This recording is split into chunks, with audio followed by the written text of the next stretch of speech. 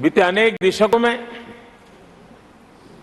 बंद, हड़ताल, आतंक की धमकियां, इधर उधर बम धमाके की कोशिशें एक प्रकार से लोकतंत्र पर ग्रहण बनी हुई थी। आज इस बार लोगों ने संविधान पर अटूट विश्वास रखते हुए अपने भाग्य का फैसला लिया है। मैं जम्मू कश्मीर के मतदाताओं को विशेष रूप से बधाई देता हूं। आदरणीय सभापति, जम्मू कश्मीर में आतंकवाद से हमारी लड़ाई एक प्रकार से अंतिम दौर में है, अंतिम चरण में है। आतंक के बचे हुए नेटवर्क को भी हम सख्ती से नेस्त नाबूद करने के लिए पूरी व्यूह रचना के साथ आगे बढ़ रहे हैं। बीते 10 वर्षों में पहले की तुलना में आतंकी घटनाओं में बहुत गिरावट आई है। अब पत्थरबाजी की खबरें भी शायद ही किसी कोने में एक आध बार आ जाए तो आ जाए। अब जम्मू कश्मीर में आतंक और अलगाव खत्म हो रहा है और इस लड़ाई में जम्मू कश्मीर के नागरिक हमारी मदद कर रहे हैं, नेतृत्व कर रहे हैं। ये सबसे जरा विश्वास पैदा करने वाली बात है। आज वहां टूरिज्म नए रिकॉर्ड बना रहा है, निवेश बढ़ रहा है। आदरणीय सभापति जी, आज जो नॉर्थ ईस्ट को लेकर सवाल उठाते हैं, उन्होंने नॉर्थ ईस्ट को अपने हाल पर छोड़ के रखा था, क्योंकि उनकी जो चुनावी हिसाब किताब होता है, नॉर्थ ईस्ट से इतनी ही लोकसभा की सीटें हैं, क्या उससे राजनीति में फर्क पड़ता है? कभी कोई परवाह ही नहीं, उसे उनके नसीब पर छोड़ दिया था।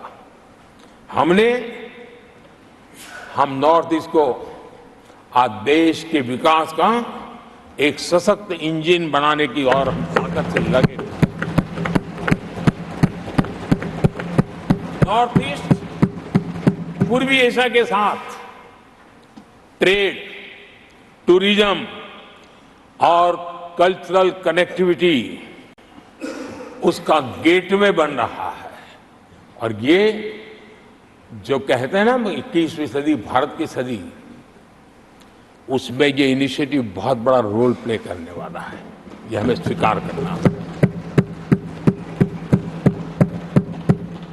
आदरणीय सभापति जी, हमने नॉर्थ ईस्ट में गत 5 वर्ष में जो काम किया है, और अगर पुराने कांग्रेस के हिसाब से साथ उसको अगर तुलना कर दी जाए, हमने जितना काम 5 साल में किया है, इतना अगर उनको करना होता ना तो कम से कम 20 साल लग जाते, एक पीढ़ी और चली जाती। हमने इतना तेजी से काम किया है।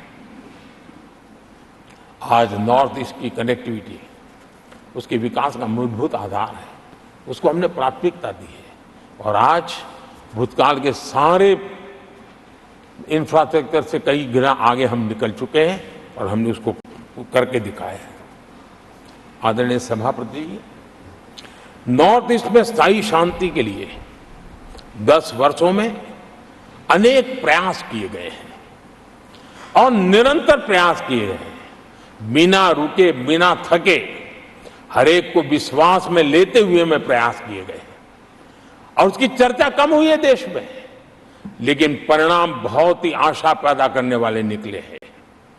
राज्यों के बीच सीमा विवाद संघर्षों को जन्म देता रहा है और आजादी से अब तक ये निरंतर चलता रहा है।